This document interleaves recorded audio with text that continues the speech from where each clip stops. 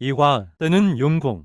잔치가 열리는 대전 용왕의 명으로 용궁은 전체가 잔치 준비로 분주하다. 한생은 시녀의 안내를 받아 특별히 마련된 방으로 안내된다. 방 안에는 최고급 비단으로 만든 자리가 깔려 있고 책상 위에는 황금붓과 용문이 벼루가 놓여 있다. 한생, 이런 귀한 것들을 소인에게 주시다니. 시녀, 용왕, 전하께서 선비를 위해 특별히 준비하셨습니다. 편히 쉬시다가 잔치가 시작되면 모시러 오겠습니다. 한생은 자리에 앉아 주위를 둘러본다. 방 안 곳곳에 산호와 진주로 만든 장식들이 놓여 있고 창문 너머로 형형색색이 물고기들이 헤엄쳐 지나간다. 한생은 황금 붓을 들어 손가락으로 어루만진다. 한생, 이 붓으로 글을 지으면 과연 어떤 글이 나올까? 한생은 붓을 내려놓고 눈을 감는다. 머릿속에서 글귀들이 하나씩 떠오르기 시작한다. 용궁의 아름다움, 물속 세계의 신비로움, 그리고 오늘 이 만남의 감동. 한생은 눈을 뜨고 붓을 든다. 얼마 후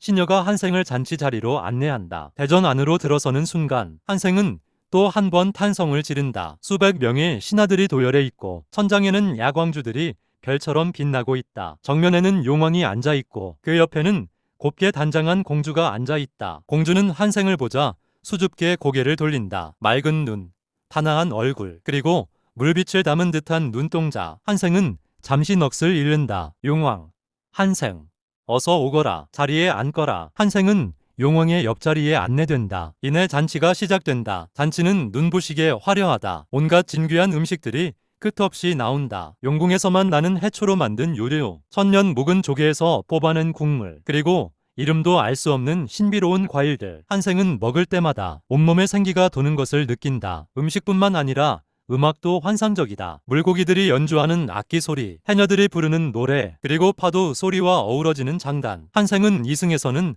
한 번도 들어본 적 없는 음악에 완전히 빠져든다. 한생, 전하, 이 음악은 무엇입니까? 듣는 것만으로도 가슴이 벅차오릅니다. 용왕, 용궁에서만 연주되는 곡이다. 수천 년 동안 전해 내려온 우리 용궁의 음악이지. 한생, 세상에 이런 음악이 있다는 것을 이승 사람들은 모르고 있겠군요. 용왕, 그래서 네가 글로 전해주었으면 한다. 내 글로 이 아름다움을 이승에 알려다오. 잔치가 무르익을 무렵 용왕이 한생에게 눈짓을 보낸다. 한생은 자리에서 일어나 준비해온 글을 펼친다. 대전 안이 조용해진다. 모든 신하들의 시선이 한생에게 쏠린다. 한생은 천천히 글을 읽어 내려간다. 용궁의 아름다움을 노래하고 공주의 덕을 칭송하고 용왕의 은혜에 감사하는 내용이었다. 한 글자 한 글자에 한생의 온 마음이 담겨 있었다. 글이 끝나자 대전 안이 잠시 고요해진다. 그리고 용왕이 천천히 자리에서 일어난다. 용왕, 과연 소문대로구나. 이런 글은 용궁에서도 처음 들어본다. 신하들이 일제히 탄성을 지른다. 공주도 부끄러운 듯 고개를 숙이지만 입가에 미소가 번진다. 용왕,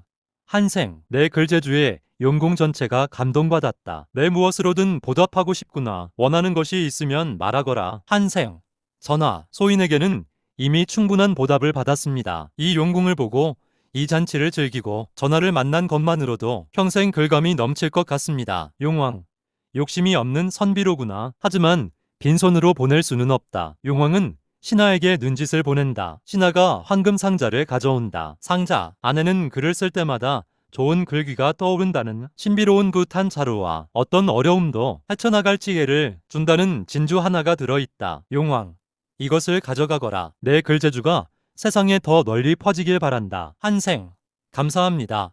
전하, 잔치가 끝날 무렵 한생은 공주와 잠시 마주친다. 공주가 조용히 다가와 한생에게 말을 건다. 공주, 선비, 오늘 글 잘 들었어요. 정말 아름다웠어요. 한생, 공주께서 그리 말씀해 주시니 영광입니다. 공주, 이승은 어떤 곳인가요? 저는 한 번도 가본 적이 없어서요. 한생, 이승은요, 고통도 많고 슬픔도 많지만 그래서 더 아름다운 곳인 것 같습니다. 봄이 오면 꽃이 피고 가을이 오면 단풍이 들고 사람들이 서로 부대끼며 살아가는 곳이지요. 공주, 언젠가 한번 가보고 싶네요. 한생, 공주께서 오신다면 이승도 더욱 아름다워질 것입니다. 공주가 수줍게 웃으며 자리로 돌아간다. 한생은 그 뒷모습을 바라보며 가슴 한편이 따뜻해지는 것을 느낀다. 입고 작별의 시간이 온다. 용왕이 한생을 배웅하러 나온다. 용왕, 한생, 이승으로 돌아가거라. 오늘 네가 와주어서 용궁이 빛났다. 한생,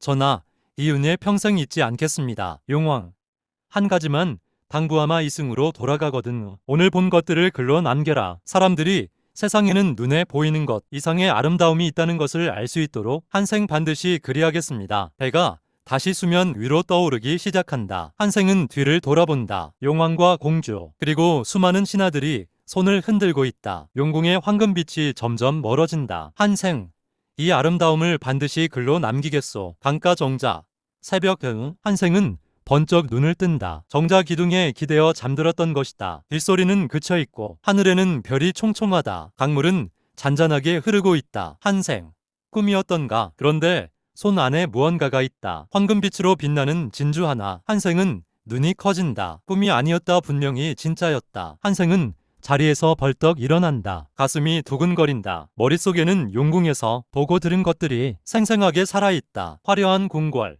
신비로운 음악, 용왕의 인자한 얼굴, 그리고 공주의 맑은 눈동자. 한생은 집으로 달려간다. 그리고 책상 앞에 앉아 봇을 든다. 밤새 글을 쓴다. 용궁에서 본 것들을, 느낀 것들을, 깨달은 것들을 하나도 빠짐없이 적어 내려간다. 해가 떠오를 무렵 한생은 붓을 놓는다. 책상 위에는 수십 장의 글이 쌓여 있다. 한생은 그 글들을 바라보며 조용히 웃는다. 한생 용왕 전하, 약속을 지켰습니다. 이 글이 세상에 퍼져 많은 사람들에게 닿기를 바랍니다. 강물이 반짝이며 흘러간다. 마치 용왕이 대답하는 것처럼. 이화 끝.